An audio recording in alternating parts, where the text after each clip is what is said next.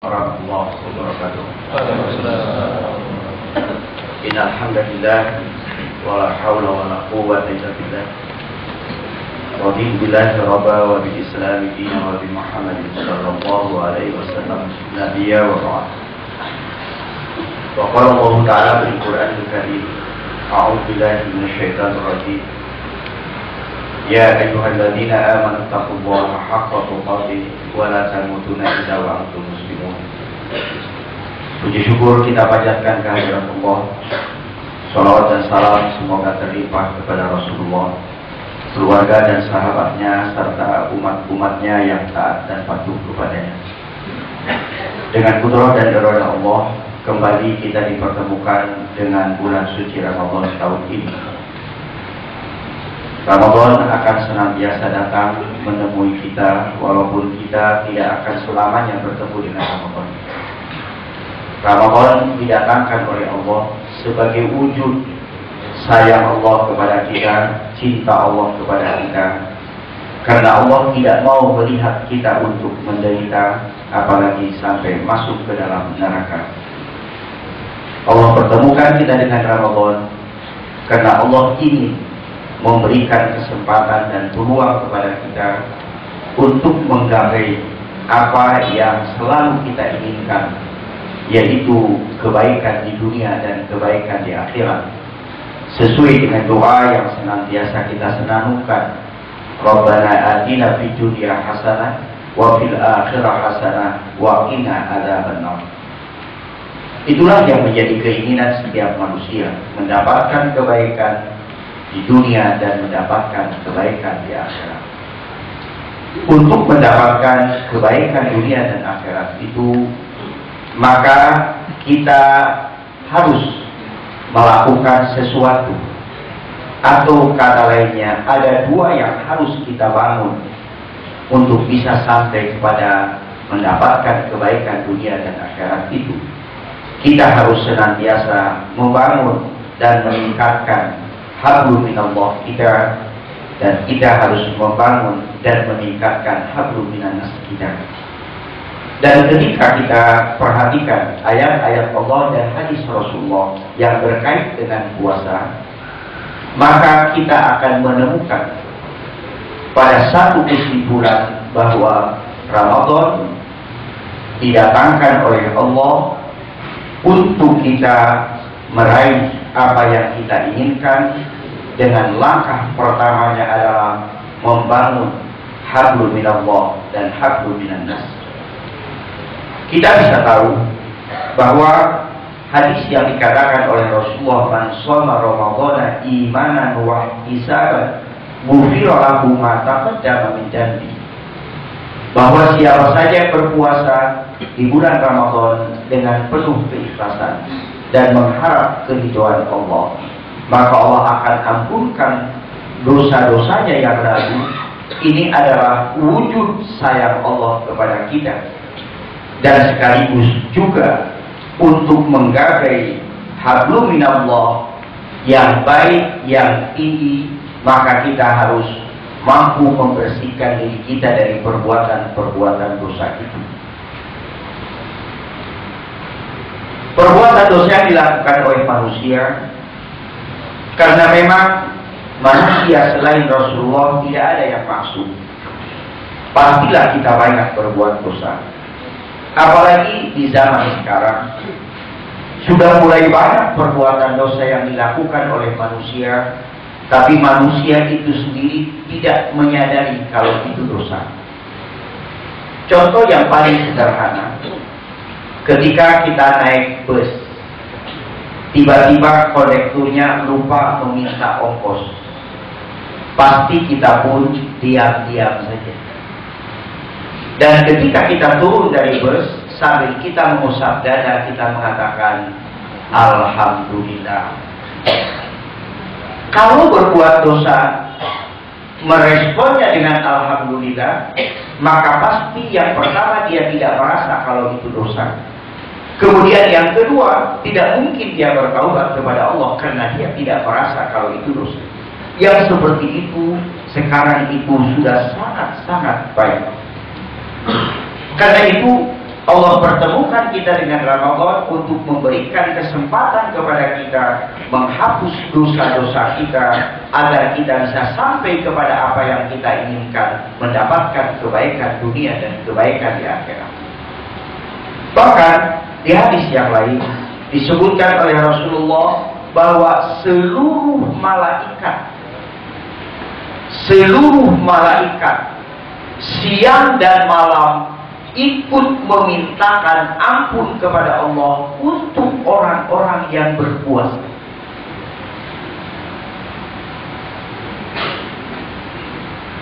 Kalau malaikat ikut memintakan ampun kepada Allah, yang pertama, penghormatan para malaikat terhadap manusia sebagai makhluk yang paling mulia dibandingkan dengan makhluk Allah yang lain.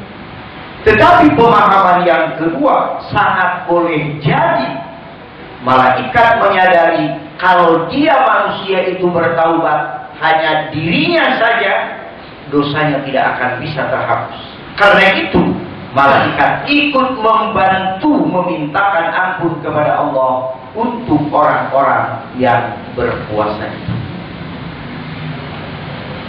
Kemudian yang kedua, wujud sayang Allah kepada kita di bulan Ramadan dilipat gandakannya pahala amal yang kita lakukan. Kullu amal ibni Adam lah, setiap amal anak cucu Adam untuk dirinya, yang Allah akan memberikan pahalanya dengan 10 kali lipat sampai 700 kali lipat, illa shaum, kecuali puasa. Puasa itu untuk Allah, dan Allah lah yang akan memberikan pahalanya. Artinya bukan lagi 10 kali lipat, bukan lagi 700 kali lipat, tetapi kelipatannya tak terhingga. Itu nilai amal yang dilakukan oleh manusia di bulan Ramadan, pahalanya diberikan dengan kelipatan tak terhingga. Bahkan semakin terasa sayang Allah kepada kita ketika Rasulullah mengatakan, idza jaa Ramadan futihat abwabul jannah wa ghliqat abwabun nar wa sufidatis syayatin. Apabila datang bulan Ramadan, pintu surga dibuka lebar, pintu neraka ditutup rapat, setan-setan diikat. Seolah-olah Allah ingin mengatakan kepada kita, ayolah kalian beramal sebaik-baiknya dan sebanyak-banyaknya di bulan Ramadan. Kalian tidak usah takut digoda oleh setan, karena semua setan sudah aku ikat. Ibarat pertandingan sepak bola, kalau sebelah lawan kita tangan dan kakinya sudah diikat, kemudian kita tidak mampu memasukkan bola ke gawang lawan, maka pasti kita akan menjadi pemain bola yang paling bodoh di muka bumi. Begitu juga ketika Allah pertemukan kita dengan Ramadan, memberikan peluang dan kesempatan kepada kita untuk beramal sebaik-baiknya dan sebanyak-banyaknya, tanpa harus ada godaan-godaan setan, karena setan seluruhnya sudah diikat. Maka sangat bodoh kalau kemudian kita di bulan Ramadan tidak mendapatkan apa-apa. Makanya pantas kalau kemudian Rasulullah pun mengatakan, celaka dan binasa manusia yang dia bertemu dengan Ramadan, tapi di akhir Ramadan dosa dia tidak diampuni oleh Allah.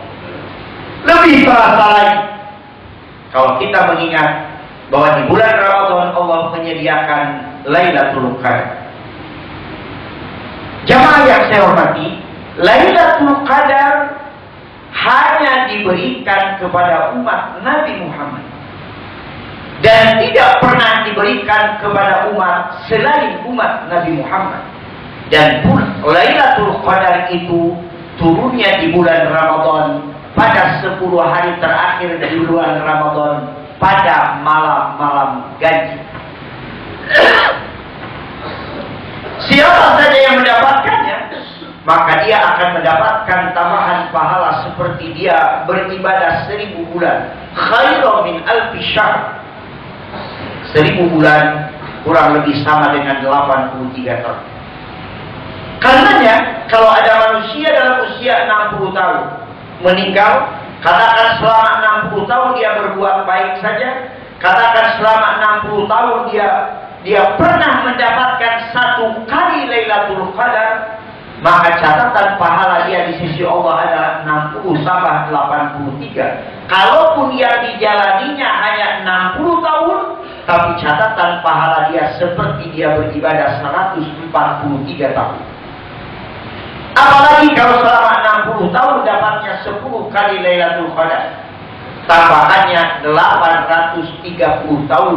Walaupun yang dijalaninya hanya 60 tahun, tapi catatan pahala dia seperti dia beribadah 890 tahun. Manakala kita telah mampu membersihkan diri kita dari perbuatan-perbuatan dosa dengan memperbanyak istighfar kepada Allah, dan kita mampu meningkatkan amal-amal yang pahalanya kelipatannya tak terhingga di bulan Ramadan, maka kita akan sampai kepada tujuan dari puasa itu, la'allakum tattaqun. Kita akan meningkat. Yang tadinya kita diseru sebagai orang yang beriman, diperintahkan puasa, kemudian untuk menggapai takwa. Kenapa tujuan puasa itu takwa? Allah sudah menjanjikan wa may yattaqillaha yaj'al lahu makhraja wa yarzuqhu min haitsu la yahtasib. Siapa saja yang bertakwa kepada Allah, maka yang pertama, Allah akan senantiasa memberikan jalan keluar dari setiap kesulitan yang dihadapi oleh orang itu. Yang kedua, Allah akan memberikan rezeki dari arah yang tidak diduga-duga. Salah satu ciri orang yang takwa, dia selalu tawakal kepada Allah. Dan siapa saja yang tawakalnya, bergantungnya hanya kepada Allah, Allah pun sudah menjanjikan, wa may yatawakkal 'ala Allah fa huwa hasbuh. Siapa saja yang tawakal kepada Allah, maka aku, kata Allah, akan memenuhi seluruh keperluan hidup orang ini. Dari output puasa dalam bentuk takwa, siapa saja yang takwa itu akan senantiasa diberikan jalan keluar dari kesulitan yang dihadapinya, dan Allah akan memberikan rezeki dari arah yang tidak diduga-duga, serta Allah akan memenuhi seluruh keperluan hidupnya. Semakin nyata bahwa Allah pertemukan kita dengan Ramadan karena Allah sayang kepada kita, karena Allah cinta kepada kita, karena Allah ingin membuka peluang kepada kita untuk mendapatkan apa yang kita inginkan, itu kebaikan di dunia dan kebaikan di akhirat. Pertanyaan yang kemudian muncul adalah, apakah semua orang yang berpuasa mendapatkan itu? Jawabnya tidak, dan tidak. Karena ada hadis Rasulullah yang mengatakan, kamin shaimin laisa lahu min siyami illa al-ju' wal qatl.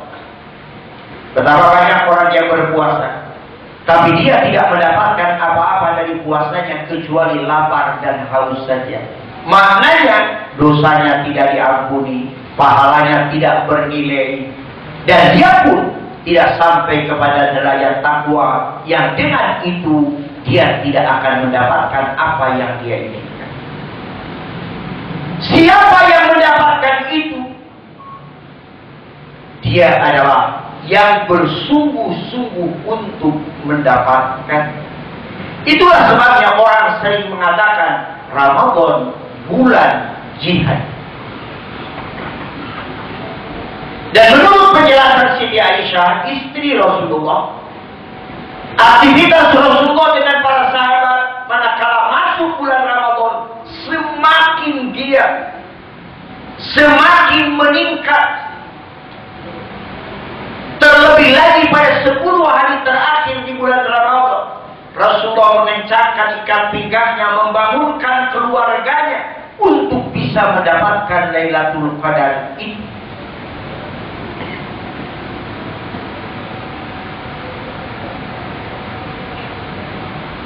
Dia menyambut kedatangan Ramadan dengan hati yang lapang. Dan kemudian dia mengisi Ramadan itu dengan amal-amal yang bisa membawa kepada tercapainya tujuan yang dia inginkan. Karena itu keliru, salah, dan tidak benar kalau kemudian di bulan Ramadan kita menjadi loyo, kita menjadi malas, kita menjadi tidak produktif. Justru di bulan Ramadan ini harus semakin meningkat. Oleh karena itu, hadis-hadis yang berkaitan dengan yang mengatakan tidurnya orang yang berpuasa ibadah, hadis itu dhaif, hadis itu bertentangan dengan contoh yang diberikan oleh Rasul.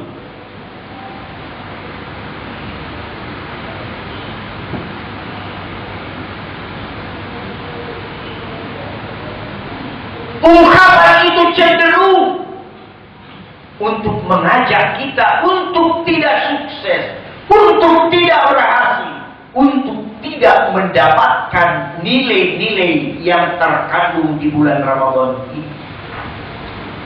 Rasulullah dan para sahabat di bulan Ramadan perang Badar, dan Rasulullah dengan semua para sahabatnya dalam keadaan tetap berpuasa. Ini menggambarkan bahwa puasa tidak selayaknya kalau kemudian membawa kita kepada malas, kepada tidak produktif. Karena memang ada bagian tubuh kita yang biasanya dia bergerak menggiling makanan karena kita makan. Sekarang ini dia istirahat karena tidak ada yang digiling, sehingga kemampuan potensi kekuatan itu mestinya mewujud dalam bentuk amal-amal kita yang lain.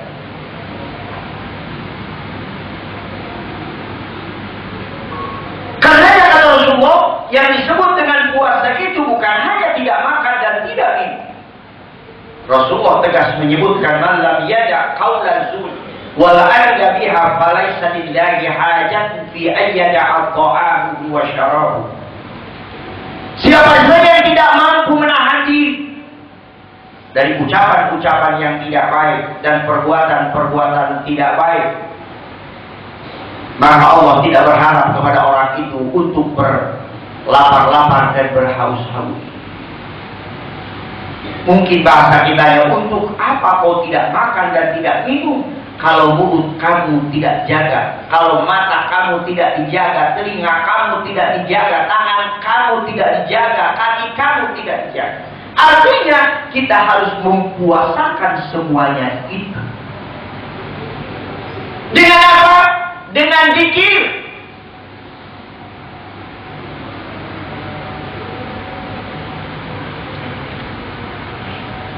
Dan sebaik-baiknya zikir adalah membaca Al-Quran.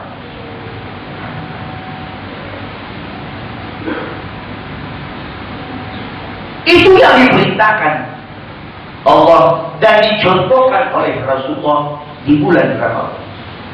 Kita sering memahaminya dengan pemahaman yang salah,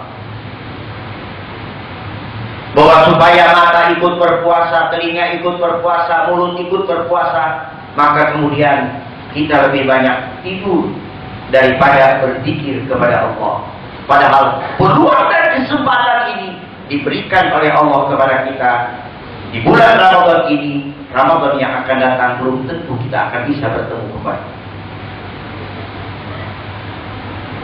Karena itu jadikan Ramadan bulan jihad kita. Bagaimana kita lebih meningkatkan aktivitas kita, bisa lebih produktif lagi. Karena itu adalah tuntutan yang harus kita lakukan untuk menggapai apa yang kita inginkan. Maka kita akan sampai kepada tingkat hablum minallah yang tinggi.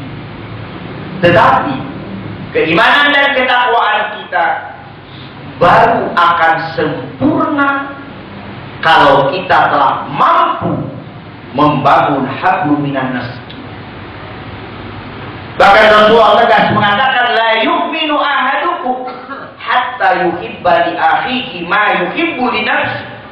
Tidak dikatakan beriman seseorang atau tidak sempurna iman seseorang sebelum dia mencintai saudaranya sebagaimana dia mencintai dirinya sendiri.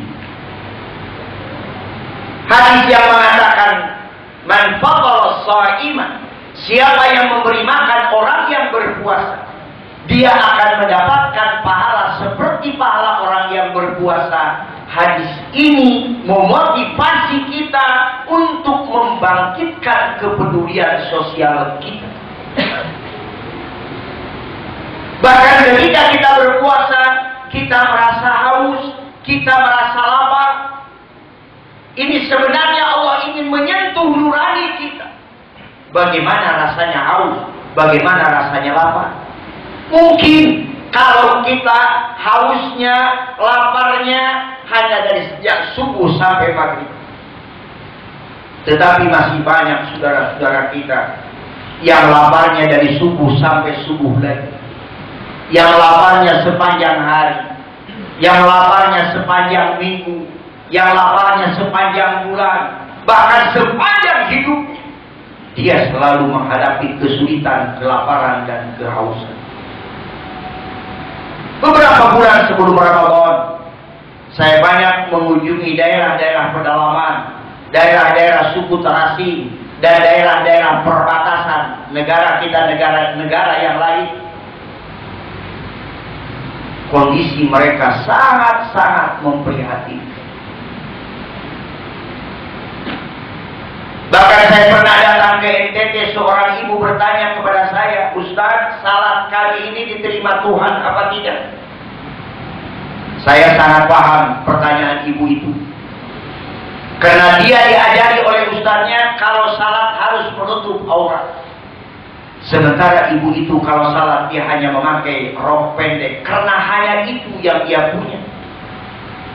Laki-lakinya hanya memakai celana pendek karena itu yang dia punya. Padahal kita yang ada di Jakarta ini, paling tidak kita di rumah punya sarung 2. Dan tidak pernah kita pergi ke masjid pakai sarung 2. Punya mukena paling tidak 2. Dan tidak pernah kita salat pakai mukena sekaligus 2. Kenapa kita tidak pernah berpikir untuk satu disisikan untuk kita berikan kepada saudara kita agar mereka pun bisa melaksanakan salat dengan sempurna menutup aurat. Bahkan ketika saya berkunjung di sebuah pulau di Nias, Sumatera Utara, mereka menyambut kedatangan kita sambil mereka mengatakan, Pak, semua yang ada di pulau ini beragama Islam. Tetapi Bapaklah orang Jakarta pertama yang datang ke pulau ini sepanjang pulau ini ada. Kehidupan mereka sangat menyedihkan, sangat memprihatinkan. Bahkan yang prihatin itu bukan hanya sebatas umatnya. Ustadz-ustadznya pun hidupnya sama. Makanya ketika ada dari dewan dakwah dari Atambua sakit, kemudian kita bawa ke Jakarta, kita obati. Tapi dia selama di sini selalu menangis, ingin kembali. Karena dia teringat jamaahnya. Dia katakan, saya takut jamaah saya diganggu lagi oleh agama lain. Saya katakan kepada dia, Ustaz sakit, biarlah berobat dulu di sini sampai sembuh. Kata dia tidak. Saya pulang saja. Kemudian kita pun pulangkan. 1 bulan setelah dia sampai di Atambua, di tengah-tengah jamaahnya dia menghembuskan nafas yang terakhir. Dia meninggal di tengah-tengah jamaahnya.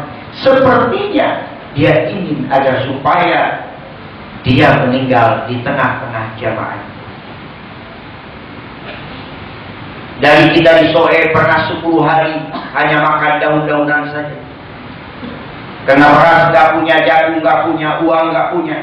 Umat lebih miskin dari dia. Sehingga ketika saya tengok dia mengatakan, Ustaz, di tempat ini saya pernah 10 hari hanya makan daun-daunan. Saya yang mengirim dia ke tempat itu merasa berdosa. Kemudian saya katakan, kalau begitu mulai bulan depan antum pindah ke tempat yang agak pinggir jalan. Tapi apa kata dia? Ustaz, jangan jauhkan saya dengan Allah. Saya tidak menyesali kalau saya harus makan daun-daunan. Justru pada saat saya makan daun-daunan itu, kata dia, saya benar-benar merasakan Allah dekat dengan saya. Saya benar-benar merasakan pertolongan Allah, sehingga saya harus menjangkau jamaah 7 km pulang pergi dengan jalan kaki. Saya tidak merasa lapar dan saya tidak merasa capek. Kata dia, biarlah saya di tempat ini.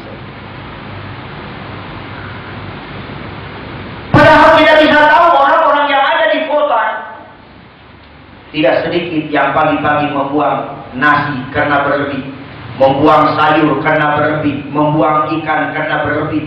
Sementara di tempat lain ada saudara-saudara kita yang hidupnya sangat menderita.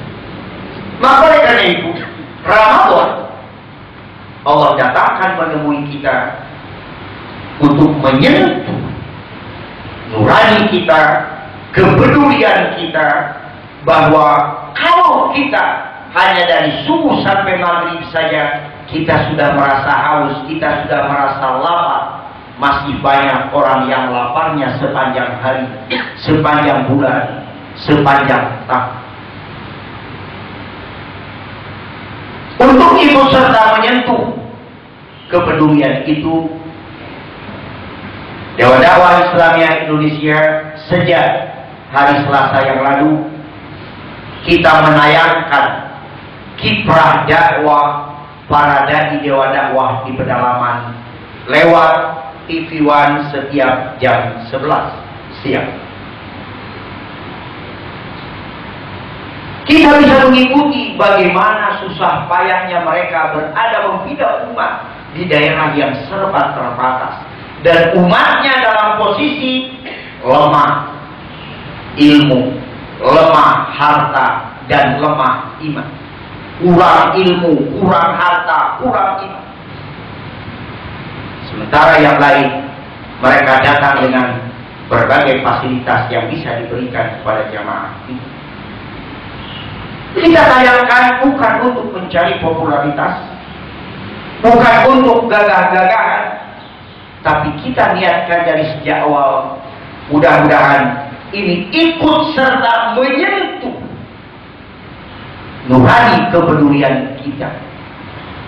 Kalau waktu-waktu yang lalu mungkin hanya sekedar verbal, mendengar cerita-cerita, sekarang antum bisa melihat sendiri bagaimana perjuangan saudara-saudara kita yang mungkin tidak pernah ada orang yang memperhitungkan bahwa saat boleh jadi Indonesia masih selamat sekarang ini karena kiprah mereka yang ada di pedalaman. Di kota orang selesai ceramah dapat duit, tapi di pedalaman selesai ceramah jamaahnya minta duit kepada dai. Sampai ada dai kita yang tinggal kaos saja karena baju sudah habis diminta oleh para jamaah.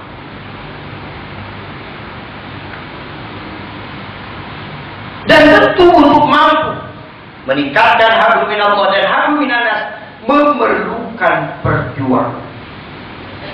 Marilah kita tunjukkan kepedulian kita. Jika di ujung gang dekat rumah kita itu suka ada tukang ojek mangkal dan dia puasa, cobalah kita perintahkan kepada istri kita setiap hari berikan 1 piring nasi dengan sayur dan ikannya kepada tukang ojek itu. Dia juga berhak untuk menikmati buka puasa sebagaimana nikmatnya kita berbuka puasa. Dengan latihan ini, insya Allah kepedulian itu akan tumbuh.